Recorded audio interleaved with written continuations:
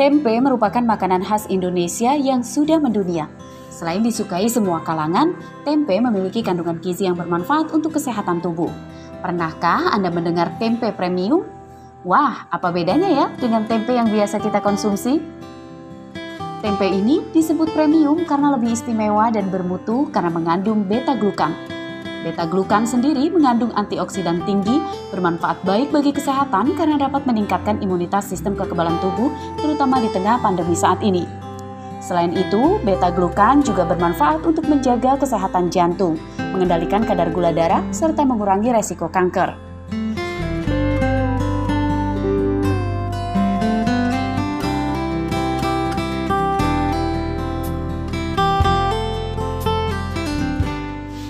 Adalah Dr. Samsul Rizal yang telah menciptakan tempe premium atau tempe yang mengandung beta-glukan ini. Ia menambahkan Saccharomyces cerevisiae dalam proses fermentasi tempe. Selanjutnya akan terjadi pertumbuhan mikroba kandungan beta-glukan, sehingga tempe ini lebih bermutu dari tempe yang biasa kita konsumsi. Dr. Samsul Rizal melakukan penelitian ini selama 6 tahun.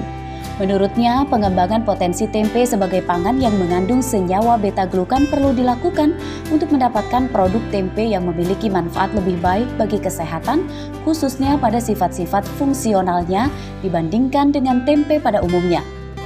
Saya mengembangkan potensi tempe sebagai pangan yang mengandung beta-glukan tinggi sehingga memiliki sifat-sifat fungsional yang lebih baik dibandingkan dengan tempe pada umumnya.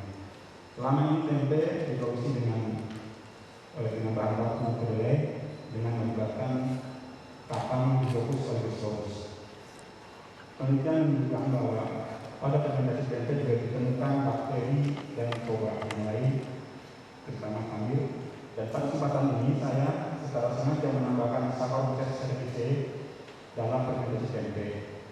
Kenapa Saccharomyces cerevisiae? Karena kambing ini tergolong sebagai mikroba yang aman untuk konsumsi dan memang sebagai produsen beta-glukan.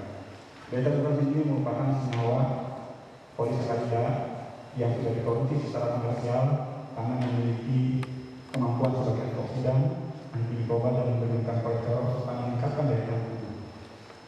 Pada saat penelitian yang saya lakukan, beberapa perlakuan saya lakukan dalam rangka meningkatkan kandungan beta-glukan sehingga tempe yang diberikan memiliki kandungan beta-glukan tinggi. Dengan kandungan beta-glukan tinggi diharapkan mampu atau berpotensi meningkatkan daya tahan tubuh, imunitas, kemudian karakteristik yang lebih baik dibandingkan dengan tempe pada umumnya. Adapun rumusan permasalahan yang menjadi pertanyaan ketika didampingi saya adalah bagaimana upaya untuk mendapatkan tempe dengan kandungan beta-glukan yang tinggi tersebut. Kami diuji dengan beberapa pertanyaan sebagaimana tertera pada slide. Kemudian tujuan umum dari penelitian yang saya lakukan adalah ada 5. Yang pertama adalah mengetahui pengaruh jenis dan konsentrasi sumber energi terhadap pertumbuhan kambing, kapan dan pembentukan beta-glukan. Kemudian mengetahui jenis mikroorganisme yang paling berperan dalam pembentukan beta-glukan, aktivitas seperti antioksidan dan daya tahan tempe terhadap E. coli. Kemudian mengetahui pola pertumbuhan mikroba selama proses fermentasi, mengetahui karakteristik kimia dan organoleptik tempe dengan penambahan Saccharomyces cerevisiae, lalu mengetahui apakah tempe yang ditambah dengan Saccharomyces cerevisiae ini memiliki beta-glukan yang sama dengan beta-glukan standar. Untuk menjawab itu, saya lakukan penelitian dalam 3 tahap sebagai berikut. Pada penelitian tahap 1, tujuannya adalah mengetahui pengaruh jenis dan konsentrasi sumber energi untuk meningkatkan pertumbuhan kapang dan kambing serta pembentukan beta-glukan pada tempe. Pada penelitian ini saya lakukan dengan menggunakan 40 campuran Hydrophobus oligosauros dan Saccharomyces cerevisiae dengan sumber energi berupa terigu dan tapioka dengan konsentrasi 0 sampai 15%. Setelah jadi tempe kemudian diamati terhadap jumlah kambing, jumlah kapang dan kadar beta-glukan. Hasil penelitian menunjukkan bahwa sumber energi dan konsentrasi sumber energi memiliki pengaruh terhadap jumlah kapang dan jumlah kambing dengan pola yang sama, di mana sumber energi berupa tapioka itu mampu menghasilkan jumlah kapang dan jumlah kambing yang lebih besar pada tempe dibandingkan dengan terigu. Kemudian konsentrasi sampai 10% merupakan konsentrasi yang terbaik ya, untuk kedua sumber energi terhadap jumlah kapan dan jumlah kamar. Pola ini juga sama dengan pembentukan beta-glukan, di mana pada pembentukan beta-glukan tempe yang diberi penambahan tapioka memiliki kandungan beta-glukan yang lebih tinggi dibandingkan dengan terigu. Kemudian konsentrasi 10% dari sumber energi juga menghasilkan beta-glukan yang paling tinggi. Polanya sama dengan jumlah kamar dan jumlah kamar. Ada interaksi antara jumlah sumber energi dengan konsentrasi sumber energi khusus pada penambahan pengamatan beta-glukan. Oleh karena itu saya bisa menyimpulkan bahwa konsentrasi 10% dari tapioka menghasilkan beta-glukan yang paling tinggi dibandingkan dengan konsentrasi dari sumber energi yang lain. Karena itu yang saya menyimpulkan dari penelitian pertama ini bahwa jenis dan konsentrasi sumber energi berpengaruh nyata terhadap peningkatan pertumbuhan kami, kapang, kandungan beta-glukan, dan turunannya pH, tetapi interaksi antara keduanya hanya berpengaruh nyata terhadap kandungan beta-glukan. Tapioka menghasilkan jumlah kapang, kandungan dan beta-glukan yang tinggi dibandingkan dengan terigu pada tempe. Kemudian tapioka 10% menghasilkan kandungan beta-glukan tempe yang tertinggi yaitu 0,71%. Selanjutnya saya lakukan berikutnya dengan penelitian tahap 2. Di tahap 2 ini saya sengaja tidak menambahkan sumber energi untuk mengetahui apakah masih memiliki kandungan beta-glukan yang tinggi. Tujuannya mengetahui pengaruh jenis inokulum dan lama fermentasi terhadap pertumbuhan kapang, kambil dan bakteri, pembentukan beta-glukan, aktivitas antioksidan dan daya hambat terhadap bakteri. Dalam hal ini saya perlakukan dengan 4 jenis inokulum, yaitu ragi komersial Rapima yang biasa digunakan oleh pengrajin tempe, kemudian inokulum tunggal Saccharomyces cerevisiae, inokulum tunggal Rhizopus oligoscorus, dan inokulum campuran Saccharomyces cerevisiae dan Rhizopus oligoscorus. Difermentasi selama 40 jam dan diamati setiap 8 jam. Pengamatan terhadap jumlah kapang, kambil, bakteri, kadar beta-glukan, aktivitas antioksidan dan antimikroba atau daya hambat terhadap mikroba. Hasil penelitian tersebut ia presentasikan dalam sidang terbuka Dr. Ilmu Pertanian Fakultas Pertanian Unila dengan judul disertasi efek penambahan Saccharomyces cerevisiae dalam fermentasi terhadap pertumbuhan mikroba kandungan B-glukan dan butu tempe pada Kamis kemarin di gedung aula setempat. Sidang dipimpin oleh Wakil Rektor 4 Profesor Insinyur Suharso, menghadirkan penguji eksternal dari IPB University, Profesor Dr. Winiati P. Rahayu melalui sambungan Zoom meeting. Saccharomyces cerevisiae ini adalah salah satu jenis mikroba yang masuk golongan kamil. Mikroba itu kan secara umum kan ada 3 ya, kalau dalam kaitan dengan makanan, yaitu ada bakteri, ada kapang, ada kamil.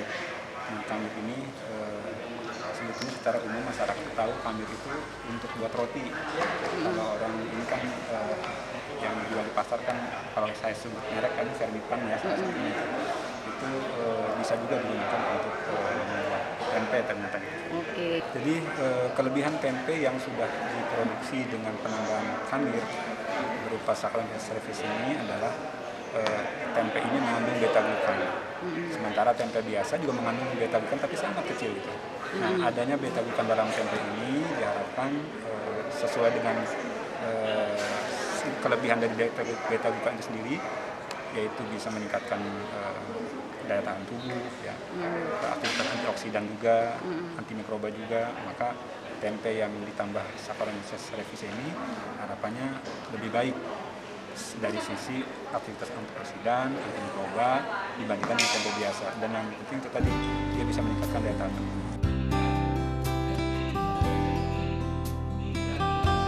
Hasil penelitian Dr. Samsul Rizal menunjukkan bahwa mutu tempe lebih istimewa mengandung beta-glukan yang sangat baik untuk kesehatan. Saccharomyces cerevisiae merupakan salah satu jenis mikroba yang masuk dalam golongan kamir atau biasa disebut ragi. Bahan kamir atau ragi sangat mudah didapatkan serta mudah diaplikasikan oleh pengrajin tempe. Ya jelas aplikatif karena produk yang kita produksi produksi juga kan produk yang memasyarakat, Indogenes itu kebanggaan kita lah. Jangan sampai tempe ini malah dipromosikan orang luar. Walaupun sekarang udah dipromosikan di Eropa, di Jepang. Ya. Tapi ini satu sisi yang membanggakan ini adalah adanya kandungan beta-glukan. Ya kan? Selama ini yang diekspos itu di tempe itu dibanggakan adanya vitamin B12. Nah, jadi tambah lagi satu ada beta-glukan. Tapi beta-glukan itu tidak serta-merta dalam jumlah yang optimal tinggi kalau tidak ditambah dengan Saccharomyces cerevisiae sebagai kamir tadi. Nah, jadi temuan baru ini adalah adanya tambahan kamir. Biasanya kan kalau tempe dibuat dari kapang, rhizopus. Ini tambah kamir sehingga meningkatkan kandungan beta-glukan. Nah, beta-glukan ini sifat fungsionalnya banyak. Ya, salah satu antibakteri tadi, kemudian untuk kesehatan dan lain sebagainya. Jadi akan tercipta tempe yang bermutu dan berkualitas tinggi dengan tambahan Saccharomyces ini, Pak. Tadi sempat disindir kan, bagaimana ada nggak peluang tempe ini menjadi bahan premium? Kayak beras saja, beras premium kan? Beras kan harganya sebenarnya sekian, bisa ditingkatkan dengan cara lebih bersih, dikemas kemasan kecil di swalayan. Nah, ini tempe ini bisa premium. Telur omega. Nah, ini tempe beta-glukan. Tinggal dipromosikan.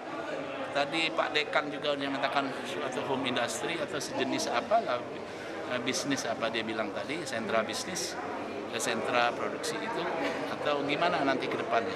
Jadi makanya pertanyaan saya terakhir diarahkan ke prospek apa potensi. Nah, Dr. Samsul tadi menyatakan bahwa ini prospek. Gitu, ya. Ini alhamdulillah Fakultas Pertanian sudah menghasilkan doktor yang ke-13, yaitu Bapak Dr. Samsul Rijal, dan topiknya, disertasinya adalah tentang tempe. Nah, ini sangat luar biasa. Tempe yang selama ini kita makan sehari-hari, tetapi ternyata memiliki keunggulan-keunggulan. Di antaranya adalah tempe itu memiliki antioksidan, kemudian memiliki beta-glukan, bahwa dengan adanya beta-glukan yang dihasilkan oleh tempe ini ternyata bisa meningkatkan imunitas yang dimiliki oleh tubuh kita, apalagi terkait dengan COVID-19. Dengan banyak makan tempe, ternyata ini luar biasa. Mudah-mudahan dengan hasil penelitian Pak Samsul, maka tempe ini bisa benar-benar dipahami oleh masyarakat dan oleh kita semua. Bayangkan satu tempe dengan berat 10 gram itu mampu atau setara dengan beberapa bahan untuk kita meningkatkan imunitas yang dihasilkan. Nah, kira-kira begitu. Dan mudah-mudahan nanti setelah ini tempe yang kita anggap makanan yang biasa-biasa saja akan menjadi makanan yang sangat luar biasa. Demikian, terima kasih. Unila berharap dengan lahirnya Doktor Ilmu Pertanian ke-13 dapat memberikan kontribusi berarti kepada masyarakat, juga kepada Provinsi Lampung. Selain itu, Wakil Rektor 4 Unila, Profesor Dr. Suharso mengingatkan agar para dokter di Unila dapat mengemban tanggung jawab ikut mencerdaskan generasi penerus bangsa. Terima kasih, jadi selamat kepada Dr. Samsul Rijal selaku doktor baru di lingkungan Lampung, dan beliau juga kita ketahui bahwa merupakan dosen di THP, Teknologi Hasil Pertanian di Lampung. Dan harapan kita bahwa dengan lahirnya seorang dokter ini itu akan lebih meningkatkan kinerja dari jurusan THP untuk lebih produktif lagi. Seperti saya nyatakan tadi dalam sambutan bahwa dokter ini bukan akhir dari segala-segalanya, tapi titik awal. Jadi dia merupakan titik awal untuk lebih berprestasi, untuk bekerja secara profesional, menghasilkan karya-karya yang memang dibutuhkan oleh masyarakat. Nah ini yang dituntut. Nah, selama ini kan orang suka lupa. Kalau sudah dokter, sudah santai, udah bebas pikir dia. Nggak seperti itu ternyata. Dokter itulah titik awal untuk lebih prestasi. Nah dengan demikian, dengan bertambahnya dokter juga akan mengangkat kinerja Universitas Lampung. Kalau masih master itu dari sisi pemeringkatan juga nggak dihitung. Tapi kalau dokter itu sudah bisa dihitung. Sudah bisa untuk mengajukan akreditasi internasional.